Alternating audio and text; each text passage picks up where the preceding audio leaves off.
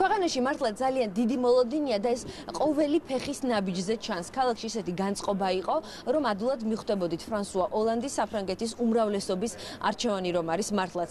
რაც შეეხება განწყობას, რამდენად მოახერხებს საფრანგეთის ახალი პრეზიდენტი ამ ოპტიმისტური განწყობის შენარჩუნებას მოსახლეობაში, ეს ალბათ მისი ახალი კაბინეტის გადაწყვეტილებებზე იქნება დამოკიდებული. სანამ დატოვებდა ელისეის სასახლეს საფრანგეთის ახალი პრეზიდენტი, ის მოულოდნელად მოვიდა ჟურნალისტებთან, რომლებიც აქვე შესასვლელთან ვიდექით.